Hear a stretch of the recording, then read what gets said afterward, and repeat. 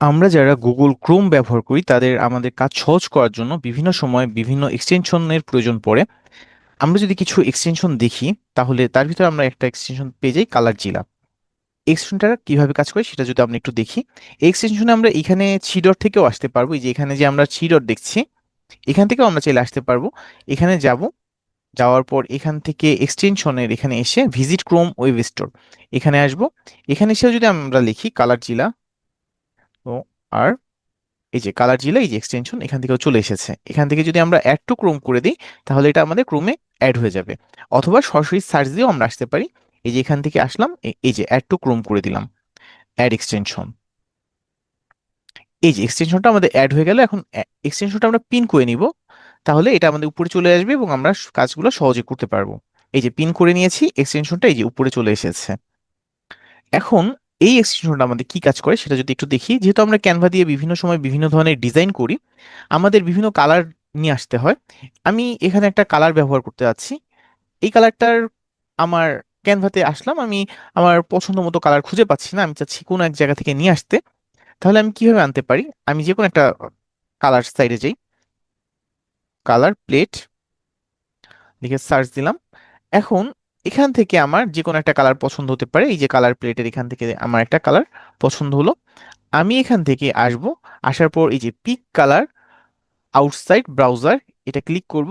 তারপর এখান থেকে এটা ক্লিক করলেই এই কালারের কোডটা আমার কপি হয়ে গিয়েছে। এখন এখানে আসার পর আমি যখন ক্যানভাতে এই কালারের কোডটা দিয়ে দিব, এই যে এখান থেকে প্লাসে দিয়ে এই যে এফ এফ এফ দেওয়া আছে, এখানে জাস্ট আমার কোডটা বসিয়ে দিলেই হবে। এই যে আমি সব কোড সরিয়ে দিলাম। এখন হচ্ছে আমি আমার যে কোডটা নিয়ে এসেছি সেটা দিয়ে দিলাম, এই যে এই কালারটা চলে এসেছে। এখন যদি আমার এই কালারটা পছন্দ না হয়, পাশেরটা কালার পছন্দ হয়, তাহলে আমি কি করব? সেম ভাবে এখানে পিক কালার আউটসাইড ব্রাউজার এটা দিয়ে এখন আমি পছন্দ মতো, এই যে এই ইয়েলোটা আমার পছন্দ হয়েছে, এটার উপর একটা ক্লিক করলাম। এখন আবার এই যে সেম ভাবে এখানে আসবো। আসার পর এই যে প্লাস আইকনে ক্লিক করে আমি এই যে এখানে জাস্ট আমার কালারের কোডটা বসায় দিব। তাহলে কি আমার এই কালারটা চলে আসছে। কাজটা কত ইজিতে হয়ে গেল। এখন আমরা যদি আরেকটা কাজ দেখি, যে আরেকটা এক্সটেনশন, সেটা হচ্ছে আমাদের দেখা যায় বিভিন্ন সময় একটা ডিজাইনের উপর বিভিন্ন লেখার প্রয়োজন পড়ে। বিভিন্ন সময় আমরা কাউকে একটা টেক্সট করতে গেলাম, আর দেখা যাচ্ছে আমি মন মতো ফানি কোনো কিছু পাচ্ছি না বা কিছু পাচ্ছি না।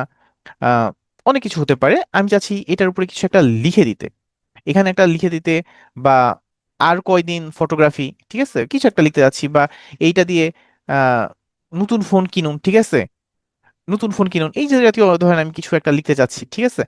তাহলে আমি কি করব? এখান থেকে জাস্ট এই ছবিতে একটা ক্লিক করব, অথবা এই ছবিতে একটা ক্লিক করব। ক্লিক করার পর রাইট বাটনে ক্লিক করে মেমিফাই দি স্পেস, এটাও একটা এক্সটেনশন। একটু পর আমরা দেখবো এটা কিভাবে অ্যাড করে বা কোথায় পাওয়া যাবে। এটাই দিলাম, দেওয়ার পর এই যে উপরে টেক্সটের অপশন চলে আসছে। আমি এখানে দিয়ে দিলাম যে 10% ডিসকাউন্ট, 10% এখানে দিয়ে দিলাম হচ্ছে নিচে ডিসকাউন্ট, ডিসকাউন্ট 10% ডিসকাউন্ট। আমার কাজটা শেষ। এখন যদি আমি এটা সেভ করে আমি কাউকে পাঠাতে চাই, তাহলে কি, এই যে এখানে একটা সেভ বাটন আছে, এই যে এখানে একটা সেভ বাটন আছে, আমি যদি এখন সেভ করে কাউকে পাঠিয়ে দিতে চাই, জাস্ট এটা সেভ করব। আমার সেভ হয়ে গেল, এই যে আমার পিসিতে সেভ হয়ে গেছে। এখন আমি যাকে পাঠাতে চাই আমি তাকে পাঠিয়ে দিতে পারবো। আর এই এক্সটেনশনটা ছিল মে মিফাই দিস। এই যে এইটা হচ্ছে এক্সটেনশন, এই যে এই এক্সটেনশনটা দিয়ে কাজটা করা হয়েছে। এই যে এটা আমার অ্যাড হওয়া আছে। আর আপনি যদি চান কোন একটা এক্সটেনশন রিমুভ করে দিতে, তাহলে রিমুভ ফ্রম দিস ক্রোম দিলেই এটা এক্সটেনশনটা এখান থেকে রিমুভ হয়ে যাবে। 3 নম্বরে আমরা যে এক্সটেনশনটি দেখব সেটি হচ্ছে ভিডিও ডাউনলোড ফর ফেসবুক। এটা আমি অ্যাড টু ক্রোম করে দিচ্ছি, অ্যাড এক্সটেনশন।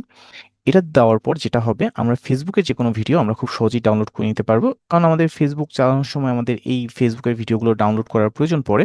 তাহলে এখান থেকে আমি এক্সটেনশনে যাব, যে ভিডিও ডাউনলোড ফর ফেসবুক, এটা আমি পিন করে নিব। এই যে পিন করে নিলাম, এটা উপরে চলে আসলো। তারপর আমি ফেসবুকে যাব, একটা রিফ্রেশ দিয়ে নিব যেন এটা কাজ করে। তারপর আমি এখান থেকে নিচে আসবো, নিচে আসবো, নিচে আসবো।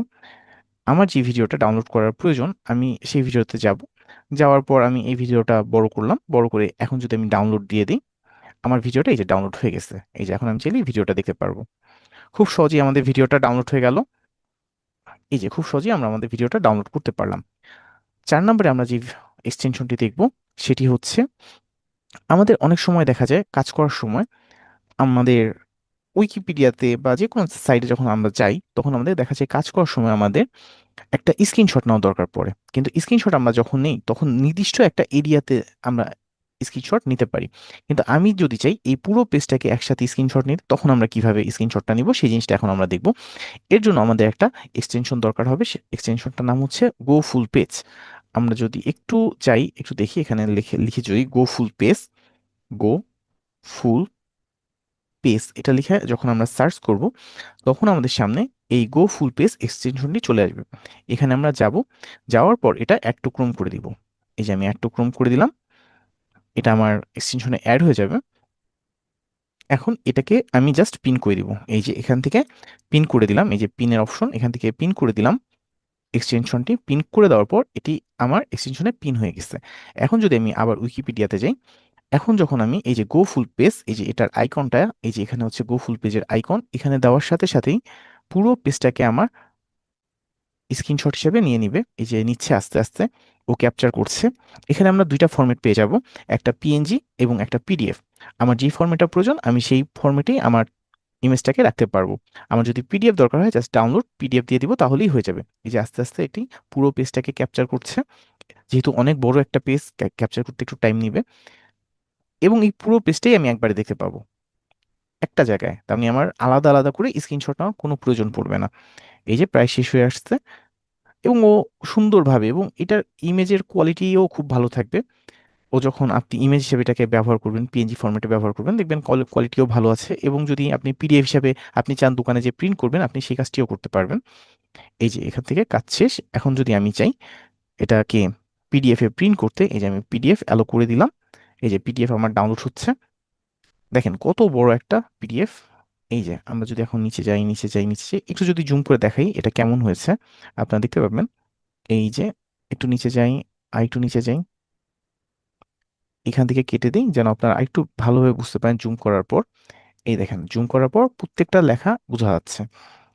যদি আরেকটু জুম করি, এখন এটা যেহেতু অনেক বড় একটা সাইজ, নিতে একটু সময় লাগছে, কিন্তু দেখেন প্রত্যেকটা লেখা ভালোভাবে চলে আসবে, আপনি প্রত্যেকটা জিনিসই বুঝতে পারবেন। পিএনজিতে যদি ডাউনলোড করতে চান সেটাও একটু দেখিয়ে দিই, তারপরে আমি আরেকটা টপিকে যাচ্ছি। এই যে এখান থেকে এই যে পিএনজি দিয়ে দিলে আপনার পিএনজিতেও ডাউনলোড হয়ে যাবে। এই যে এখান থেকে পিএনজিতে ডাউনলোড হয়ে গেছে। এই যে আমি একটু জুম করে বড় করে দেখাই, এই যে পিএনজিতেও আমার ডাউনলোড হয়ে গেছে। এই যে এখন যদি উপরে যাই, এভাবে উপরেও যেতে পারবো।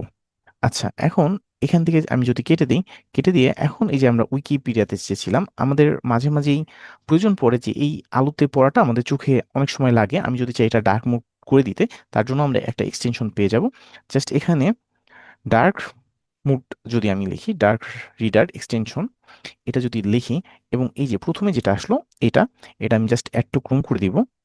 এই যে এখান থেকে অ্যাড এক্সটেনশন দিয়ে দিলাম, আমার এক্সটেনশনটা অ্যাড হয়ে গেল। এখন আমি যদি এটা পিন করে দিই, পিন করে জাস্ট আমি শুধু একটা পেজটাকে রিফ্রেশ করব, এই দেখেন অলরেডি এটা নিয়েও নিয়েছে। এখন এটা তো ডার্ক হয়ে গেছে, আমি যদি চাই আবার লাইট অবস্থায় নিয়ে আসতে, এখানে এই যে অফ করে দিলেই দেখেন আমার আবার আগের মতো হয়ে গেছে। এখন যদি আমি চাই আবার ডার্ক করতে, জাস্ট অন করে দিব, এই যে আমার পুরো পেজটা এই যে আবার ডার্ক হয়ে গিয়েছে। এখন আমি খুব সহজেই পড়তে পারছি, আমার কোনো সমস্যা হচ্ছে না এবং চোখেও লাগছে না। এই ছিল আজকে আমাদের টপিক। অবশ্যই একবার নিজেরাও ট্রাই করে দেখবেন, দেখবেন এগুলো আপনার কাজকে খুব সহজ করে দেবে।